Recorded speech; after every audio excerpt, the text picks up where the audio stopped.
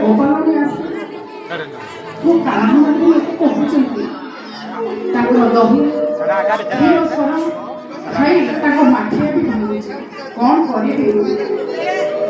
କେତେ ତାକୁ ଆକଟ କରୁଛି ହେଲେ ସେ କ'ଣ ମୋ କଥା ମାନୁଛି ତା ଛଡ଼ା ସିଏ ହଉଛି ମୋ ଗଳା ରତନ ମୋ ଅନ୍ଧର ଲଉଡ଼ି କେମିତି କେମିତି ମୁଁ ତାକୁ ଦଣ୍ଡ ଦେବି ମହାରାଜ କିପରି ଭାବରେ ମୁଁ ତାକୁ ଦଣ୍ଡ ଦେବି ମୋ ମନ କହୁଛି ମୁଁ ତାକୁ ଦଣ୍ଡ ଦେଇପାରିବିନି ମୁଁ ପୁରା ତା ଚାନ୍ଦ ମୁହଁକୁ ନ ଦେଖିଲେ